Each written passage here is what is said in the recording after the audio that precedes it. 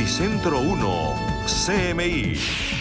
Definidas 3 fechas en junio y julio para días sin IVA. Se suspende cobro de impuesto al consumo en todos los restaurantes. Cuarentena se extendería hasta el 7 de junio. Contraloría investiga destino desconocido de 3.740 millones en el ejército. Ministro de Defensa revela que hay investigaciones por más casos de corrupción en el ejército. No puede haber división en fuerzas militares, dice General Zapateiro. 721 contagios nuevos, 18 fallecimientos hoy. Salvatore Mancuso contagiado en cárcel de Atlanta. Aplazan extradición. Absurdo crimen. Asesinan a enfermera por robarle la bicicleta. Colegios oficiales de Bogotá van a vacaciones desde el 16 de junio. Desalojo avanza en Ciudad Bolívar. Decenas de familias sin dónde dormir ni vivir. 2. La mala hora de los equipos colombianos. 3. Los cacaos gremiales entre el amor y el desamor. Y Miñapa, reparos de la Contraloría de Bogotá al plan de desarrollo de la alcaldesa Claudia López. Y Miñapa, el elefante blanco de los lunes, un plan de vivienda social que ¡qué horror! 1, 2, 3 y las 2 ñapas al cielo. Con Claudia Palacios y Margarita Ortega. Buenas noches. El gobierno decidió adelantar las jornadas de días sin IVA para junio y julio con el propósito de reactivar la economía. Además, amplió a más productos este beneficio. El director de la DIAN, José Andrés Romero, anunció también la suspensión del cobro del impuesto al consumo en los restaurantes hasta diciembre de este año. Como una de las medidas para la plena reactivación económica fueron anunciados esta noche por el director de la DIAN los 3 días que los colombianos tendrán para compras sin IVA. Vamos a centrar esos 3 días sin IVA, el 19 de junio, el 3 de julio y el 19 de julio. ¿Y por qué estos días en el mes de junio y en el mes de julio? Porque creemos que la reactivación económica del sector comercial depende mucho de la confianza en el consumo de los colombianos y que los colombianos encuentren en estos días la posibilidad de acceder a ciertos bienes con un descuento muy importante que es el que corresponde a no tener que pagar el IVA. Además eleva a 2.800.000 pesos el valor máximo de un producto que se adquiera sin IVA, así como se amplía a computadores, celulares, bicicletas, patinetas y equipos de comunicación. Y finalmente lo ampliamos a los insumos agropecuarios porque creemos que el sector agropecuario es fundamental para el país, pero adicionalmente es un sector que le pone al país 2.500.000 empleos. Adicionalmente, el gobierno dispuso que no se va a exigir que los negocios expidan factura electrónica y la venta puede hacerse en forma presencial, por transacción electrónica o a domicilio. Esta noche el comercio organizado y los sectores beneficiados con los días sin IVA celebraron las determinaciones y confiaron en una reactivación de la demanda. Con beneplácito recibieron los gremios de la industria y el comercio los anuncios del gobierno nacional en materia tributaria. Para FENALCO, la anticipación en los días sin IVA estimulará el consumo de los hogares y por ende la reactivación de la economía, sobre todo en las grandes capitales. Servirán para reactivar el comercio y también para ayudar al bolsillo de los colombianos.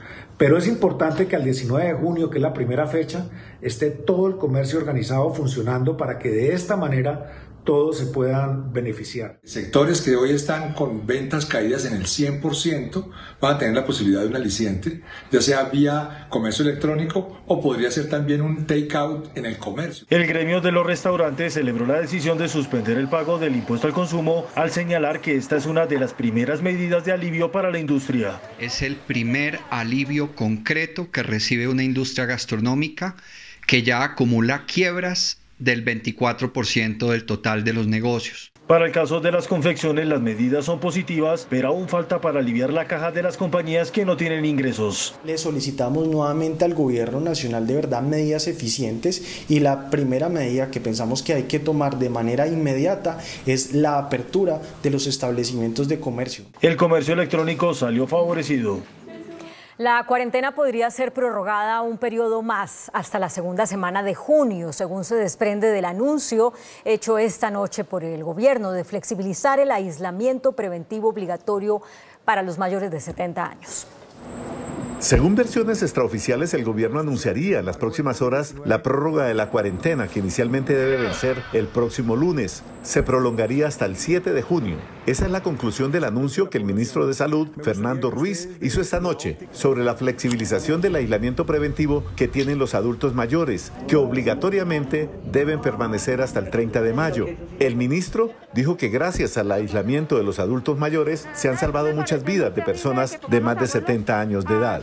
Vamos a trabajar en ello para darle un poco más de libertad y de posibilidades de disfrute del espacio físico a la población de adulta mayor, siempre en un sentido de corresponsabilidad y que podamos mantener esas ganancias que hemos tenido. El jefe del Servicio de Geriatría de la Universidad Javeriana, Carlos Cano, admitió que los adultos mayores han estado sometidos a situaciones difíciles y que es posible flexibilizar ese aislamiento.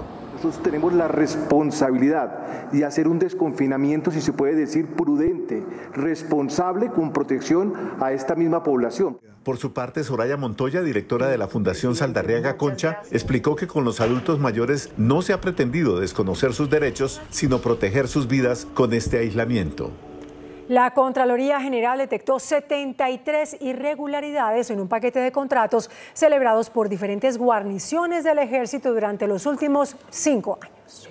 Los hallazgos con las 73 irregularidades en la contratación por 3.740 millones de pesos fueron hechos por la Contraloría General en una actuación especial de fiscalización a diferentes guarniciones del Ejército Nacional que se concluyó en diciembre. Son más de 73 hallazgos los que se encontraron con diferentes connotaciones, principalmente administrativa. Según la Contraloría, viáticos para un general por desplazamientos a Tolemaida, Florencia, Bucaramanga, Villavicencio, Santa Marta, Yopal y Tumaco fueron pagados sin soportes de legalización. El ente de control advirtió falta de control en el otorgamiento de las comisiones. Hallazgo por viáticos. ¿Qué fue lo que encontraron? Más de 50 millones de pesos que fueron cancelados sin la debida legalización. Este hallazgo quedó plasmado con presunta connotación fiscal y disciplinaria. De acuerdo con la Contraloría, en Tolemaida, tras una visita hecha en septiembre pasado, se evidenció un faltante en obras de infraestructura en los campos de entrenamiento para las fuerzas especiales. Igual situación encontraron los auditores en las llamadas tiendas del soldado de la aviación del Ejército. En Antioquia, en la sede del batallón Cacique Yariguíes de la 4ª Brigada, según el informe del ente de control, se halló, entre otros, un contrato para alimentación sobre el cual no existe evidencia de su realización. Estas auditorías están a cargo de un equipo especial dispuesto por el Contralor General Felipe Córdoba. El ministro de Defensa, Carlos Holmes Trujillo, dijo que las investigaciones por posibles irregularidades en la institución continúan con la colaboración de los organismos de control. Durante un debate de control político virtual en la Comisión Segunda de la Cámara, el ministro de Defensa, Carlos Holmes Trujillo, dijo que las investigaciones por las llamadas chuzadas continúan. Incluso la Fiscalía tiene en su poder un informe de estos actos. El 4 de mayo se entregó en copia completa la inspección realizada por la Inspección General a la Fiscalía Séptima Delegada ante la Corte Suprema de Justicia. El jefe de la cartera de Defensa dijo que las investigaciones irán hasta las últimas consecuencias. El Ministerio y el Ejército tomarán según los elementos de juicio de que dispongan y dentro de sus competencias las decisiones que sean del caso. El presidente de la Comisión, Jaime Felipe Lozada, revivió cómo desde su secuestro hace más de 18 años se viene hablando de infiltraciones en las fuerzas militares. Un comandante guerrillero, ellos, las FARC, tenían gran parte de la sociedad infiltrada, porque ellos habían logrado infiltrar muchas políticas y democráticas de la nación. El ministro Carlos Holmes dijo finalmente que se debe individualizar a los que delinquen y a sus cómplices. Por su parte, el comandante del Ejército, el general Eduardo Zapateiro, dijo que no permitirá ninguna división en la institución y que se revisarán las hojas de vida de los integrantes de la inteligencia y la contrainteligencia para no permitir más filtraciones de investigaciones. Aunque fue una sesión virtual en el Congreso, el comandante del Ejército, el general Eduardo Zapateiro, en tono enérgico, dijo que no se puede permitir ninguna división en la institución. La clave del éxito como comandante del Ejército será la cohesión, el trabajo en equipo y acabar con esas divisiones que están en la mente de todos los colombianos. El alto oficial aseguró que buscará depurar los grupos de inteligencia y contrainteligencia porque no se puede permitir filtraciones en el caso de la Operación Bastón. Puede haber infiltrados o penetrados de todos los grados, aún en los cargos más relevantes. La intervención del general Zapateiro en la Comisión Segunda fue contundente. Patria, honor, lealtad, ¡ajúa! El comandante del ejército dijo que la doctrina en la milicia debe ser el pilar de sus integrantes. El general Óscar Atiortúa, director de la Policía Nacional, defendió la compra de vehículos para la institución que ha sido objeto de cuestionamiento por la participación de un proveedor que enfrenta un pliego de cargos por violación de la libre competencia. El general Atiortúa aseguró que todas las denuncias sobre irregularidades con el presupuesto, incluidas las que tienen que ver con supuestas licitaciones a la medida de un solo proveedor, están siendo investigadas. En el año 2019 se ordenó a Inteligencia hacer las averiguaciones. Se envió a la Inspección General para que adelantara las investigaciones, pero nos interesa que haya completa transparencia y la Inspección General debe estar adelantando estas investigaciones y estableciendo si alguna persona tiene responsabilidad. También defendió las compras que se están efectuando este año, una de ellas a la firma 7M Group, de propiedad de Martín Manjarrés, quien enfrenta un pliego de cargos de la Superintendencia de Industria y Comercio por prácticas contra la libre competencia en otras licitaciones con la policía. Los proveedores los selecciona Colombia Compra Eficiente. Ellos nos presentan al resultado de los precios y se escoge el menor valor. Las compras de vehículos de la policía están siendo investigadas por la Contraloría, la Procuraduría y la Superintendencia de Industria y Comercio. Colombia superó este lunes los 16.000 casos de COVID-19. Los decesos provocados por la pandemia suman 592. El Ministerio de Salud confirmó en su informe más reciente que 721 personas dieron positivo por coronavirus. Este es el segundo día que se presenta el pico más alto de contagios. En los laboratorios del país se procesaron 5.471 pruebas. En Colombia ya son 16.295 contagiados del COVID-19. 18 colombianos perdieron la batalla contra el virus. Entre los fallecidos se confirma que un hombre de 28 años de Malambo Atlántico es la víctima fatal más joven de este lunes. Colombia confirma hasta hoy 592 fallecimientos. En Bogotá se confirmaron hoy 197 nuevos casos para un total de 5.720 infectados. El Amazonas confirmó 176 contagios nuevos, llegando a los 1.183. Por departamentos, Atlántico es el que tiene el mayor número de casos con 1.827 contagios, Valle del Cauca es el segundo con 1.795 positivos y Bolívar con 1.492. Otras 152 personas se recuperaron en las últimas 24 horas. En todo el país son 3.903 recuperados. Y en alerta están las autoridades en Tunja tras el brote de coronavirus en el Hospital San Rafael. Las alarmas del brote se prendieron con el contagio de 5 bebés atendidos en la institución, de los cuales 3 fallecieron en menos de 20 días. Según Cerco Epidemiológico, otros 7 adultos se habrían contagiado en el mismo hospital. Esta situación del Hospital San Rafael, de la búsqueda activa, nos arrojó como resultado esos casos positivos en los neonatos.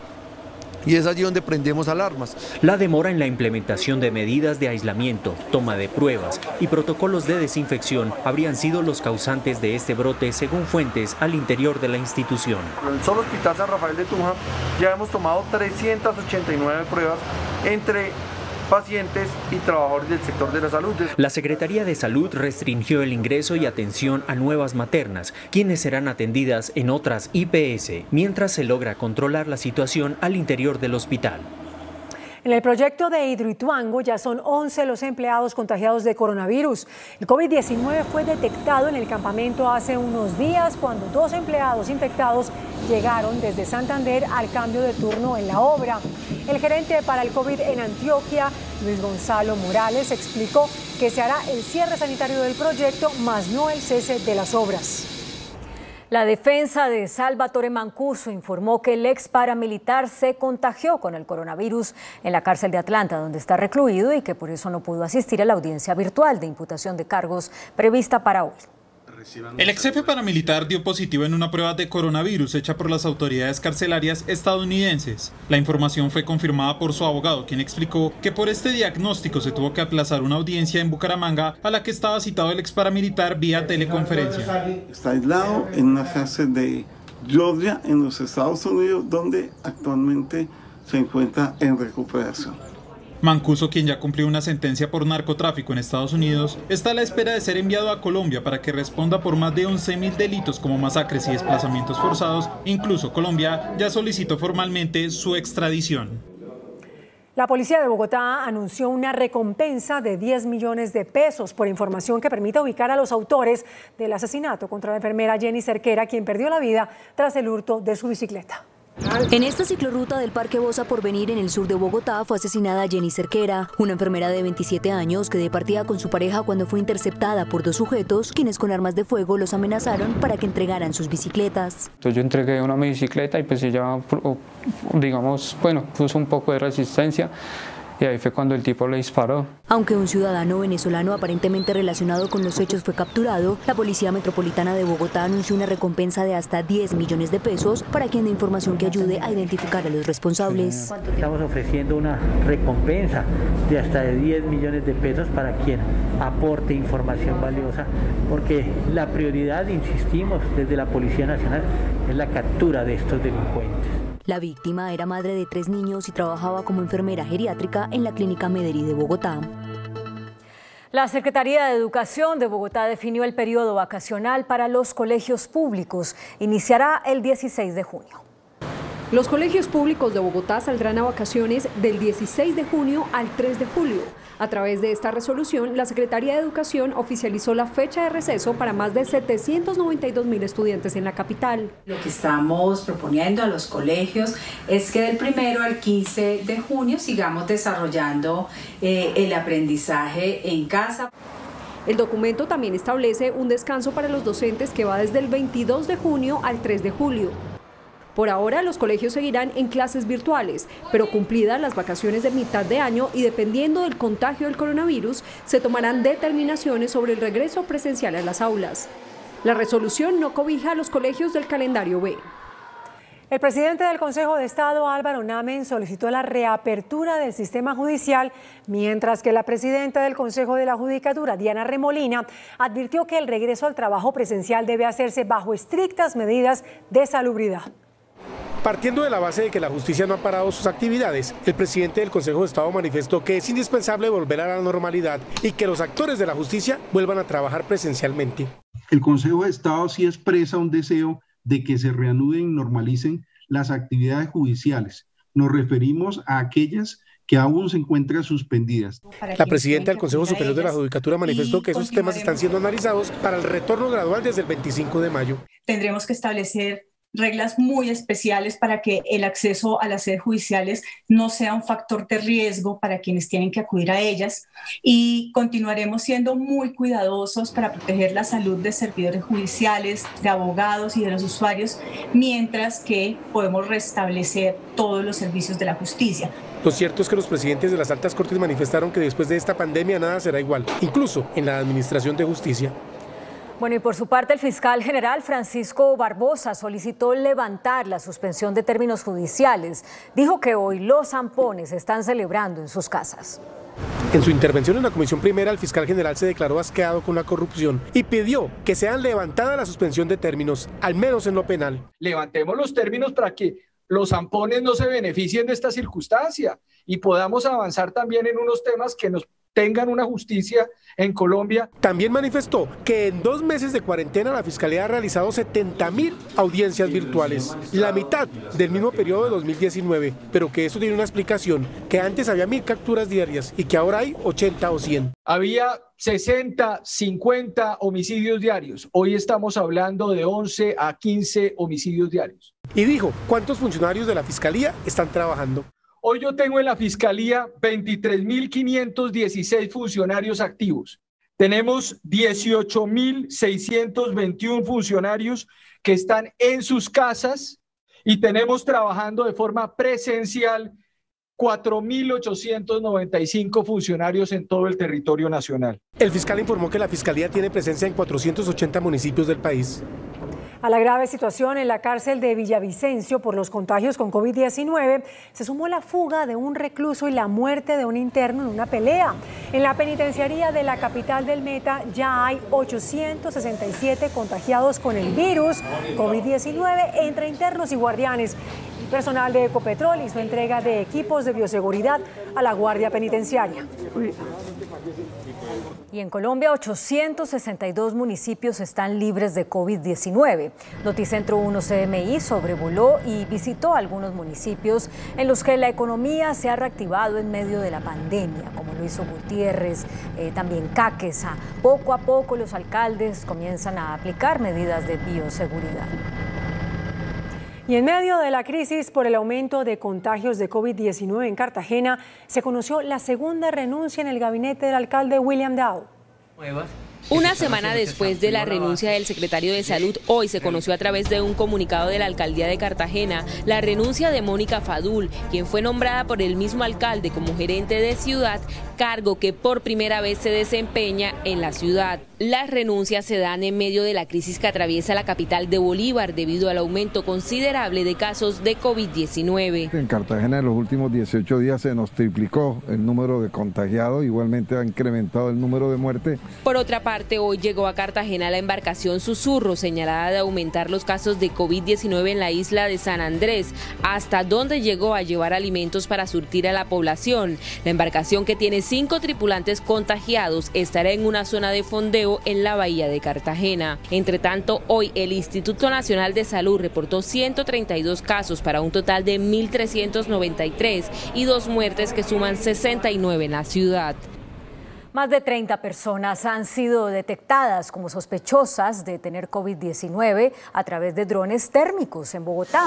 La tecnología se puso en operación en las zonas con alerta naranja en la capital del país, en las que existe una vigilancia especial. Las universidades lanzaron un nuevo SOS para evitar una masiva deserción de estudiantes. Piden focalizar los subsidios a los alumnos de menores recursos.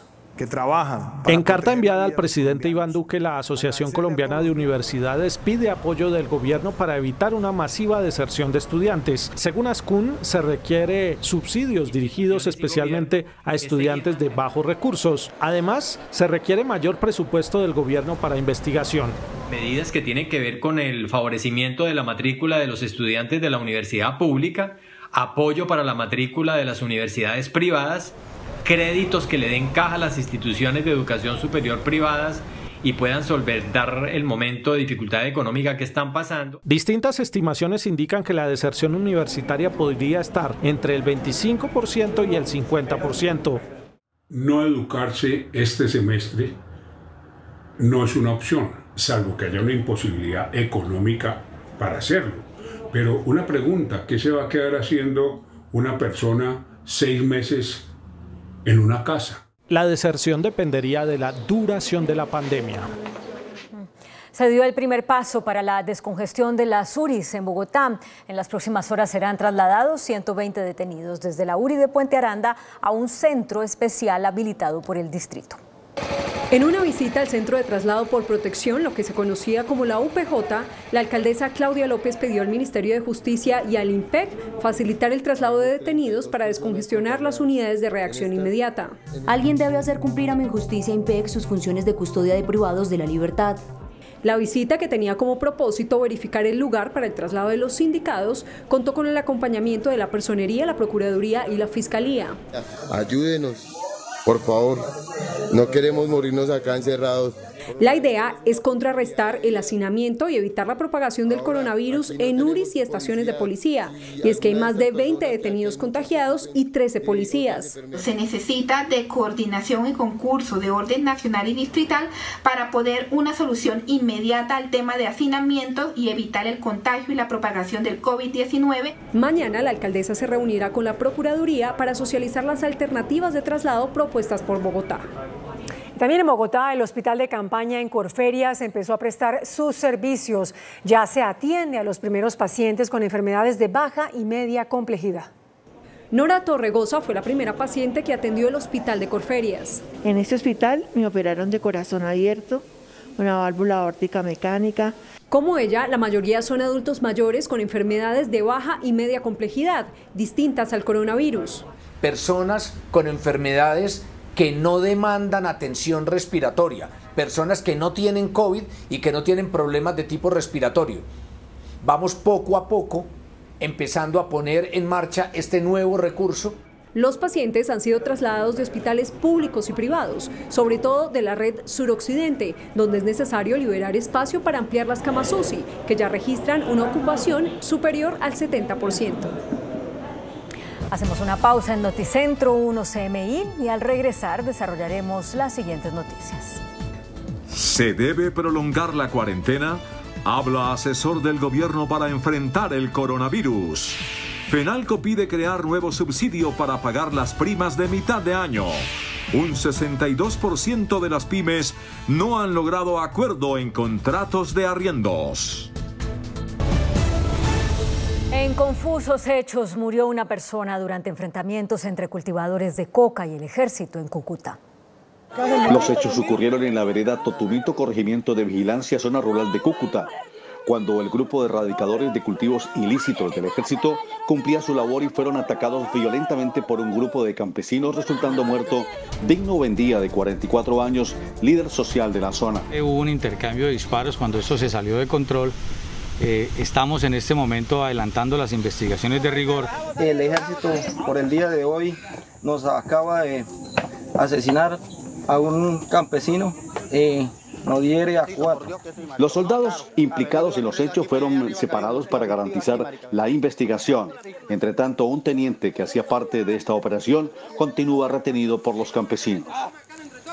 El alcalde de Cali, Jorge Iván Ospina, ofreció una recompensa de 20 millones de pesos por información sobre los responsables del asesinato de un líder ambientalista.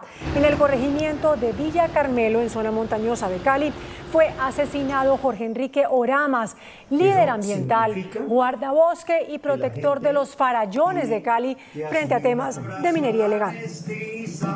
El exministro Humberto de la Calle y el comisionado de paz Miguel Ceballos dividieron opiniones sobre la decisión de Estados Unidos de incluir a Cuba en la lista de países que no colaboran contra el terrorismo. El exministro Humberto de la Calle asegura que con la actitud del comisionado de paz Miguel Ceballos de considerar como un apoyo al gobierno del presidente Duque la decisión de Estados Unidos de regresar a Cuba a la lista de países que favorecen el terrorismo, se aleja en Colombia la posibilidad de la paz con el ELN. Un comisionado de paz está ligado a la búsqueda de la paz, obviamente siguiendo instrucciones del presidente, pero esta es una celebración que me parece realmente inadecuada en cuanto que creo que aleja las posibilidades de paz en Colombia.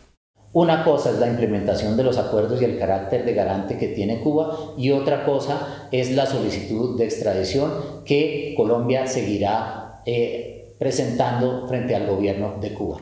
Humberto de la Calle considera que pedir la extradición de los negociadores del ELN está en contravía del protocolo que firmaron países como Noruega, Chile, Cuba y Venezuela. 4 o 5 presidentes son testigos de la manera como Cuba ha colaborado con la consecución de la paz en Colombia. Y en ese sentido la manifestación del doctor Ceballos, que reconoce el carácter político del ELN, pues era negativa. De la misma manera deja también muy claro que así como Colombia es respetuoso de las decisiones de todos los países en su carácter soberano, también solicita que las decisiones de los jueces en Colombia sean respetadas. Ceballos recalcó que el gobierno colombiano tiene un espacio abierto para una eventual negociación con el ELN si este grupo cumple con las condiciones que ha fijado el presidente Duque de suspender toda actividad criminal. El Centro Democrático arreció sus críticas contra el acuerdo de paz, las FARC y la Justicia Especial para la Paz durante un debate de control político en el Senado. En la plenaria del Senado, el uribismo arreció contra las antiguas FARC, hoy partido político. Dijo que no han cumplido los acuerdos. Hay más de 2.580 hombres delinquiendo y generando zozobra, y siguen con las actividades del narcotráfico. Por eso la importancia de este debate del día de hoy, para que no sigan hablando pajas alguno de que el gobierno del presidente Duque ha incumplido. Y denunció que la JEP es un tribunal pro-FARC. Ayuden a construir esa paz que profesan, que no se firma en un papel, que exige esfuerzo y sacrificio, no solamente del gobierno nacional. De inmediato llegaron las réplicas. Así que no pretenda, senadora, decir que ahora la JEP es una especie de partido de izquierda.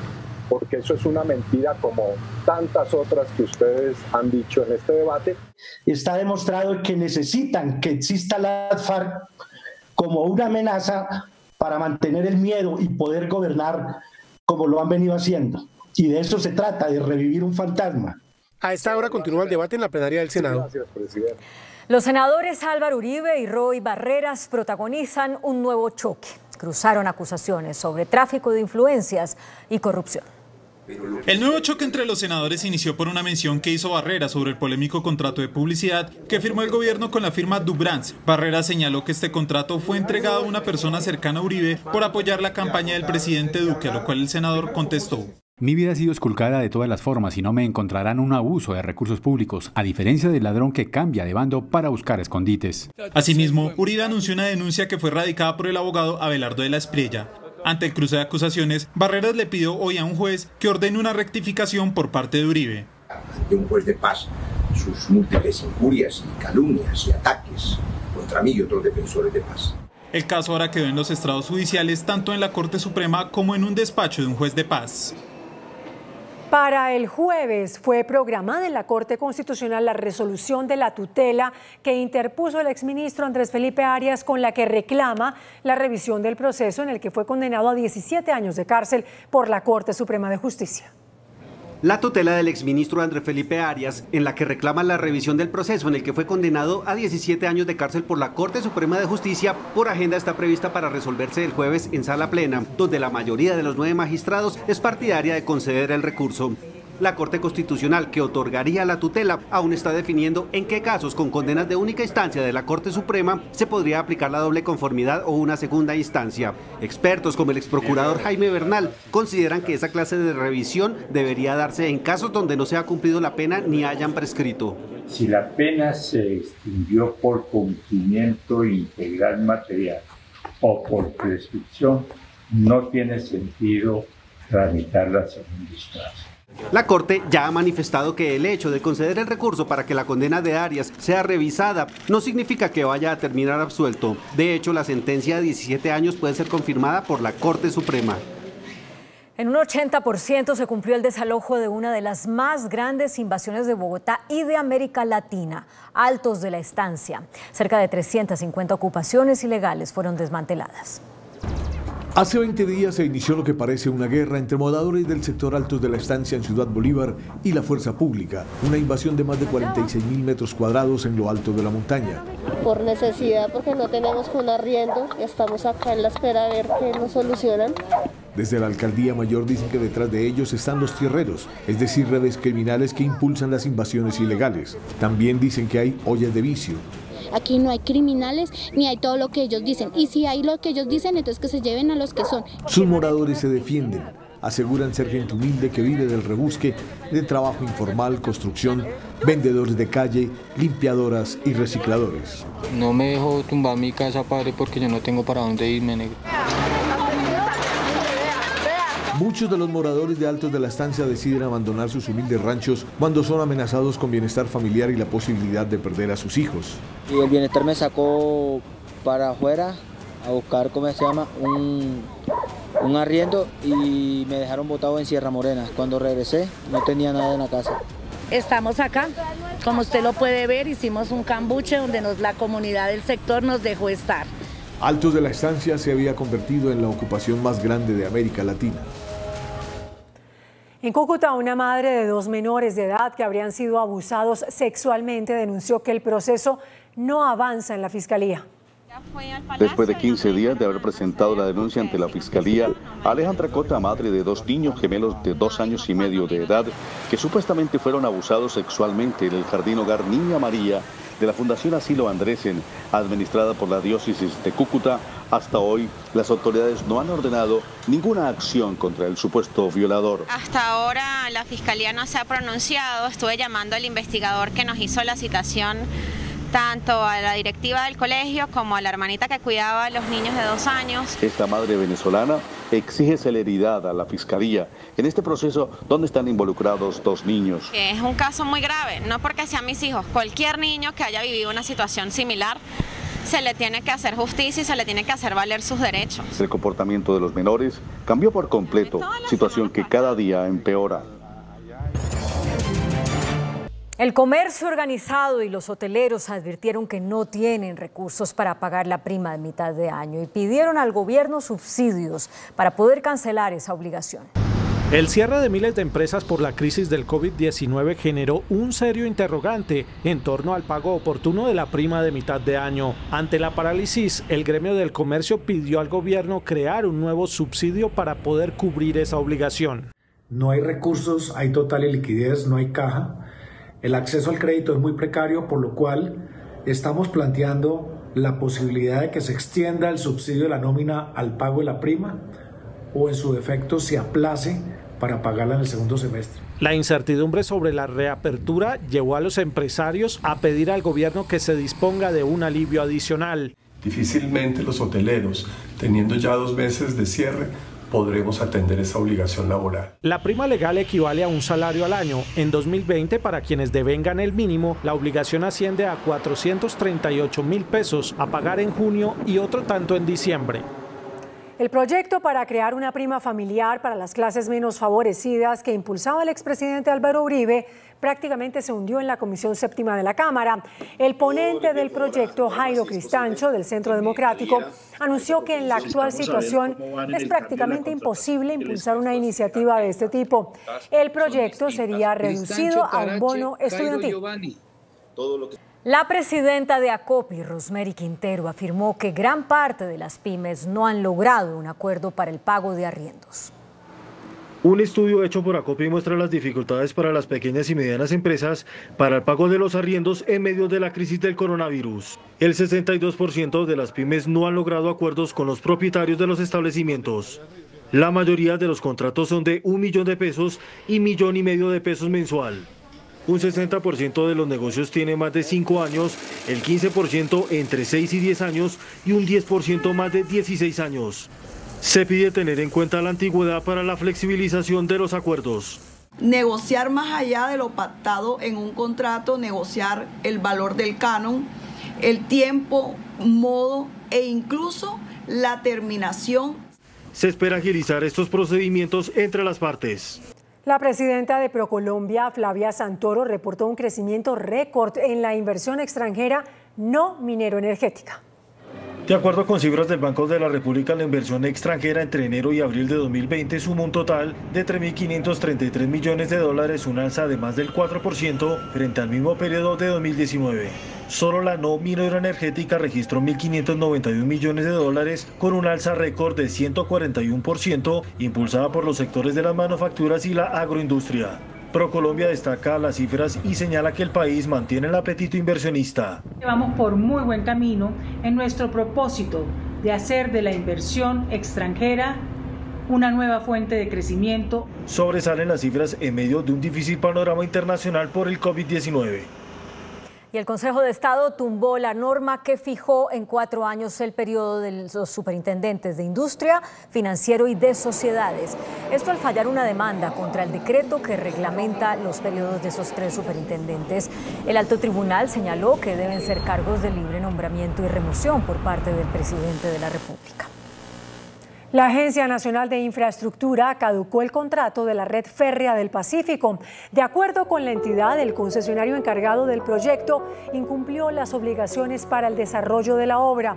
A esto se suma la caída de un puente sobre el río Bolo en Palmira. De la mano de la Asociación Nacional de Industriales, la Fundación Solidaridad por Colombia, el despacho de la Primera Dama de la Nación y la Asociación de Bancos de Alimentos de Colombia, Alpina lidera la entrega de productos para la población vulnerable. Alpina, una compañía que está comprometida por Colombia.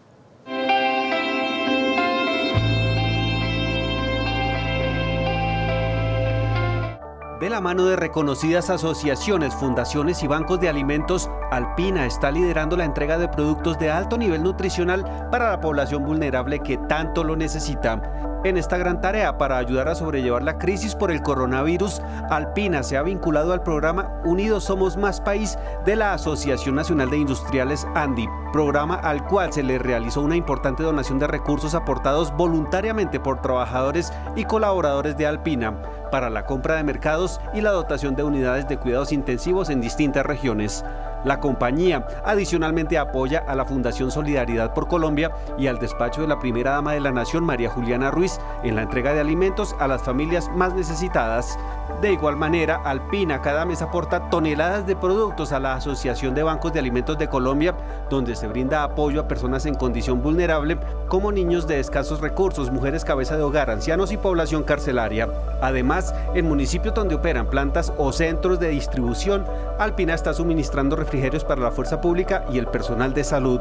A esta importante labor social se le suma una donación de la compañía de 3.500 millones de pesos para la Universidad del Rosario para la realización de 100.000 pruebas de detección de COVID-19 de manera articulada con el Ministerio de Salud y el Instituto Nacional de Salud. Son empresas colombianas que alimentan con el corazón, sobre todo en momentos difíciles, en momentos en los que tanto se necesita.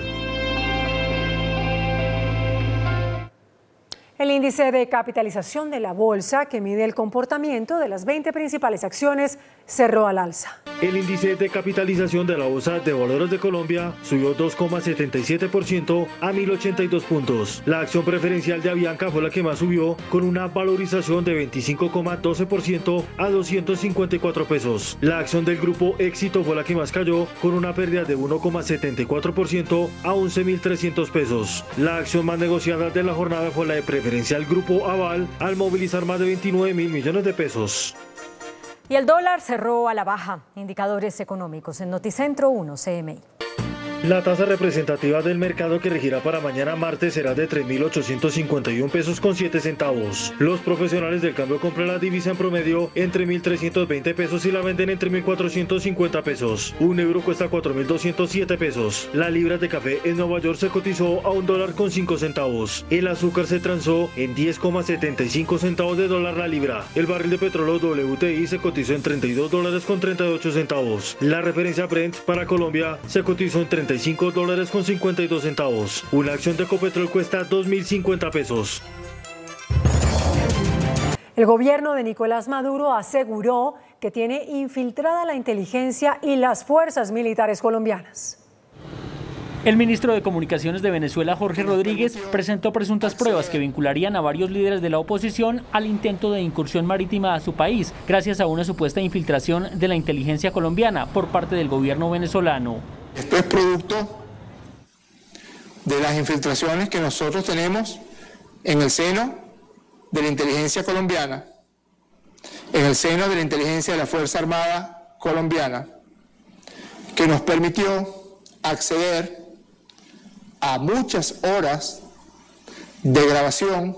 Rodríguez señaló directamente a la exfiscal general de Venezuela, Luisa Ortega Díaz, y al exdiputado opositor Hernán Alemán, de formar parte de lo que él llamó una acción mercenaria, que según el funcionario tenía como objetivo la voladura del Palacio de Miraflores y el asesinato de Nicolás Maduro. La primera asamblea virtual de la Organización Mundial de la Salud en medio de la pandemia estuvo marcada por el pedido de una investigación sobre la gestión de ese organismo al inicio de la crisis por la pandemia del coronavirus y por los supuestos intentos de China por encubrir la emergencia. La Organización Mundial de la Salud celebró su Asamblea Mundial número 73, que por primera vez se desarrolló en el marco de una pandemia de manera virtual y con fuertes cuestionamientos para que se investigue la respuesta del organismo a la emergencia. Y aunque su director aseguró que la OMS hizo sonar rápidamente la alarma, las críticas a su gestión presionan para que los 194 países de la organización den luz verde a un proceso de evaluación imparcial, independiente y exhaustivo que examine cómo fue la respuesta sanitaria internacional a la crisis de la OMS. Washington le exigió al organismo que asuma su responsabilidad por miles de muertos que costó su fracaso, mientras China también pidió que se realice una pesquisa, pero solamente después de que se controle la pandemia. Los países miembros de la OMS, que apelaron a que una eventual vacuna contra el coronavirus sea un bien público, también pidieron reforzar la institución, pese a que el mismo secretario general de la ONU, Antonio Guterres, advirtió que esta es irreemplazable y criticó a los países que ignoran sus recomendaciones. América Latina superó el 500.000 de contagios de coronavirus. Brasil es la tercera nación con más casos a nivel mundial. La implacable propagación del coronavirus no frena en Latinoamérica, región que registra un preocupante aumento en el número de muertes y contagios por COVID-19, pese a que el pico de la infección aún parece lejos de alcanzarse. De hecho, el número de infectados en América Latina rompió la barrera del 500.000, con Brasil como el epicentro regional de la epidemia y que también se perfila como el nuevo foco rojo mundial. El gigante suramericano concentra más del 45% de esta infección y ya roza el tercer puesto mundial por el número de personas afectadas con el virus. Ante el preocupante avance de la pandemia, el presidente Jair Bolsonaro, que se ha caracterizado por su errática gestión y burlarse de la crisis, celebró uno de sus primeros actos públicos con tapabocas y sin abrazar a sus seguidores, algo que hacía con frecuencia pese a la pandemia. La epidemia de COVID-19 sigue propagándose en toda la región. Cuando Perú superó los 90.000 contagios, México ya roza los 50.000 infectados y suma más de 5.000 muertes, mientras Chile lleva 4 días registrando un récord diario de muertos y contagios. El presidente de Estados Unidos, Donald Trump, aseguró que está tomando hidroxicloroquina para prevenir contagiarse con coronavirus.